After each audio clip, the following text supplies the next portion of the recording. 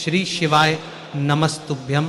महाराज, जैसा कि आप सभी अच्छी तरह से जानते हैं कि शरद पूर्णिमा का बहुत ही विशेष दिन आने वाला है। ऐसे में आज हम जानेंगे कि सभी माताओं बहनों को शरद पूर्णिमा का व्रत कब करना है, इसी के साथ स्नान दान की पूर्णिमा कब है, इस दिन आप सभी को किन किन बातों का ध्यान रखना है, साथ ही इस दिन कौन से कार्य करना चाहिए और किन कार्यों को करने से बचना चाहिए। इसी प्रकार के तमाम ऐसे महत्वपूर्ण सवालों के उत्तर आज हम इस महत्वपूर्ण चर्चा में जानेंगे, तो बने रहिए हमारे साथ अंत तक।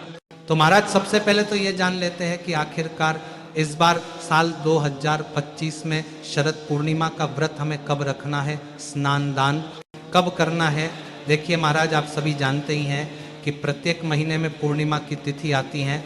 साल में कुल 12 पूर्णिमा की तिथियां आती हैं और प्रत्येक पूर्णिमा का अपना अलग ही महत्व होता है। लेकिन इन्हीं पूर्णिमाओं में से भी कुछ पूर्णिमा जो है अपने आप में सर्वश्रेष्ठ है, जो कि है शरद पूर्णिमा। और महाराज, इस पूर्णिमा का महत्व इसीलिए बढ़ जाता है क्योंकि इस दिन यानी कि शरद पूर्णिमा की रात जो है अमृत की वर्षा होती है और चंद्रदेव जो है, चंद्रमा जो है 16 कलाओं से परिपूर्ण होते हैं। और चंद्रमा की रोशनी में या प्रकाश में अगर हम खीर रखते हैं तो उस खीर के अंदर भी अमृत की बूंदें झलकने लगती है।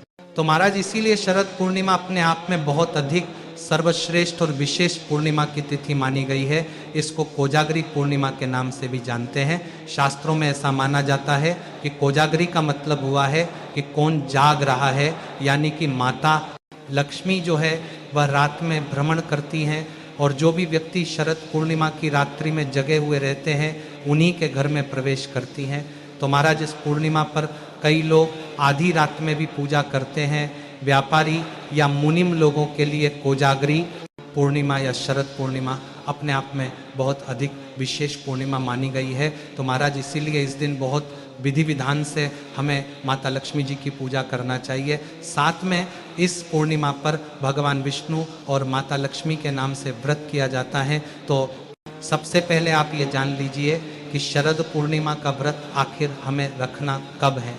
तो महाराज, बहुत ही ध्यानपूर्वक सुनिए क्योंकि इस बार लोगों के मन में बहुत ही अधिक कन्फ्यूज़न की स्थिति बनी हुई है कि शरद पूर्णिमा का व्रत हमें 6 अक्टूबर को रखना है या 7 अक्टूबर को। तो महाराज, अश्विन माह की जो पूर्णिमा की तिथि है यह 6 अक्टूबर को दोपहर 12:24 पर शुरू होगी और इसका समापन 7 अक्टूबर सुबह 9:17 पर होगा।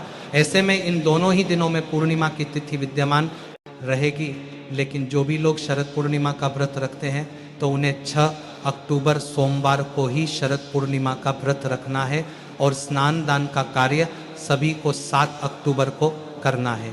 अब महाराज, यदि हम चंद्रोदय की बात करें तो 6 अक्टूबर को चंद्रोदय का समय शाम को 5:27 पर रहेगा। तो आपको बता दें कि पूर्णिमा का व्रत आप सभी को 6 अक्टूबर को रखना है क्योंकि पूर्णिमा व्रत में यही नियम है कि जब हमें चंद्रदेव की पूजा करना हो उस समय पूर्णिमा होनी चाहिए, पूर्णिमा तिथि विद्यमान होनी चाहिए कि चंद्रदेव की पूजा करनी होती है और इसमें खीर भी रखी जाती है। तो महाराज, 6 अक्टूबर सोमवार को ही पूर्णिमा की तिथि मान्य रहेंगी और इसी दिन आप सभी माताओं बहनों को खीर बनाकर भगवान को भोग लगाना है। और ध्यान रखें, इस खीर को आपको शरद पूर्णिमा की रात्रि में नहीं खाना है।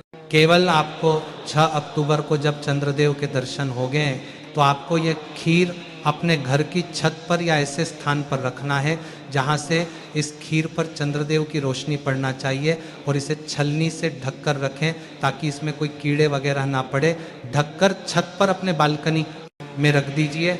अब महाराज, ऐसा नहीं करना है कि कोई जानवर आके जूठा कर दे और वह खीर खाकर पूरे परिवार को उससे कुछ ना कुछ नुकसान और हानि हो जाए।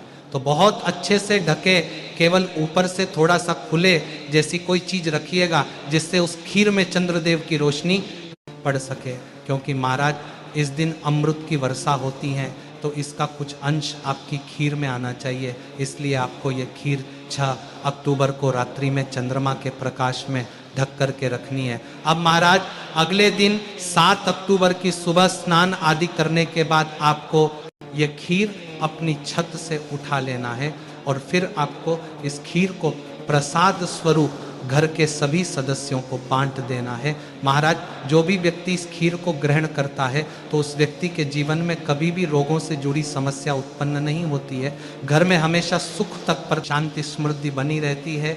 जीवन में कभी भी धन को लेकर के कभी भी परेशानियां उत्पन्न नहीं होती है और आपके सारे कार्य सिद्ध होते हैं। तो इस खीर का सेवन आपको जरूर करना चाहिए। तो महाराज 6 तारीख को खीर वाला कार्य भी आपको करना है और 6 अक्टूबर को ही सभी माताओं बहनों को पूर्णिमा का व्रत भी रखना है। साथ ही भगवान विष्णु की, माता लक्ष्मी की हमें पूजा पाठ करना है। रात को आप लोग चाहे तो एक अखंड दीपक भी प्रज्वलित करके रख सकते हैं। ऐसा माना जाता है कि उस रात माता लक्ष्मी जी भ्रमण करती और धरती के बहुत ही नज़दीक रहती हैं। तो महाराज, जिनके घर में इस दिन दीपक जलाया जाता है, पूजा पाठ की जाती है, उन्हीं के घर में माता लक्ष्मी प्रवेश करती हैं। अब महाराज बात आती है कि स्नान दान की पूर्णिमा कब रहेंगी। तो देखिए, स्नान दान की पूर्णिमा हमें 7 तारीख दिन मंगलवार को स्नान दान करना है। श्री सत्यनारायण भगवान की कथा सुननी है, दान उपदान करना है और भी जो कार्य आपको पूर्णिमा वाले करने हैं महाराज। इसी दिन के बाद कार्तिक के पवित्र महीने की शुरुआत भी हो जाती है। तो इस दिन भी आप लोग स्नान करके और अगले दिन से कार्तिक स्नान भी आपका शुरू हो जाएगा। लेकिन महाराज, पूर्णिमा के दिन से ही कार्तिक स्नान हमारा शुरू हो जाता है। तो ये सभी कार्य हमें करने हैं। 7 तारीख को स्नान दान की पूर्णिमा है और आप लोग श्री सत्यनारायण भगवान की कथा खुद से पढ़ भी सकते हैं। बहुत अधिक शुभ और सही माना जाता है। या सुन सकते हैं मोबाइल से या ब्राह्मण देवता को बुलाकर। अपने घर में जो भी लोग पूरे साल मतलब अपने घर में श्री सत्यनारायण भगवान जी की अगर कथा नहीं करते हैं तो सभी लोगों को पूर्णिमा के दिन कथा जरूर सुनना या करवानी चाहिए। तो ये सभी कार्य आप लोग 7 अक्टूबर को कीजिएगा। 6 तारीख को केवल आपको व्रत रखना है और खीर वाला कार्य करना है, क्योंकि पूर्णिमा तिथि सुबह में ही समाप्त हो जा रही है। तो फिर हम खीर कैसे रखेंगे, चंद्रदेव को अर्घ कैसे देंगे। और आप लोग चाहे तो अपने घर में ब्राह्मण को बुलाकर खीर पूरी उस दिन 7 तारीख को भी आप लोग बना सकते हैं। खीर पूरी बनाकर विष्णु भगवान को भोग लगा दीजिए, क्योंकि पूर्णिमा में खीर का बहुत अधिक महत्व है। पूर्णिमा तिथि के दिन खीर हर घर में बनती है। आप व्रत रखें ना रखें, लेकिन खीर पूरी बनाकर आप ब्राह्मण देवता को बुलाकर अपने घर में खिला सकते हैं या कच्चे अनाज का भी दान कर सकते हैं। इस दिन आप भगवान विष्णु को खीर पूरी का भोग लगाते हैं और खीर में तुलसी दल जरूर से डाल दीजिएगा। और तुलसी दल कभी भी पूर्णिमा के दिन ना तोड़े, एक दिन पहले ही तोड़ लें।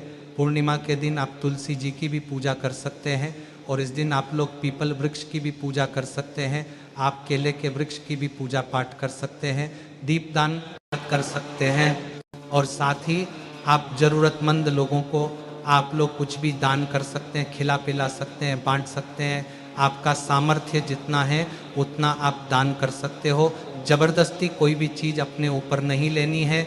जितना दान हो सके उतना ही दान करें। और आप सभी भगवान की जिस विधि विधान से आप लोग पूजा पाठ करती हैं कर लीजिएगा।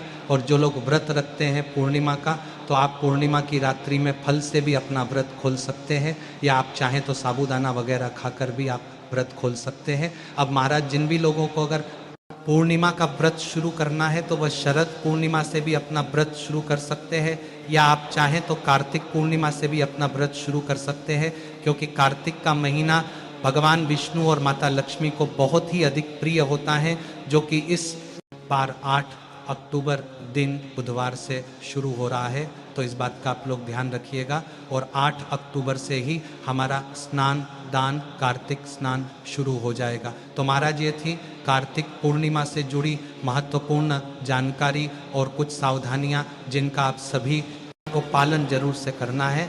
बाकी वीडियो पसंद आई हो तो वीडियो को लाइक करें, चैनल को सब्सक्राइब करें और कमेंट बॉक्स में श्री शिवाय नमस्तुभ्यम या जय मां लक्ष्मी जरूर लिखें। धन्यवाद। श्री शिवाय नमस्तुभ्यम। दोस्तों, हर हर महादेव।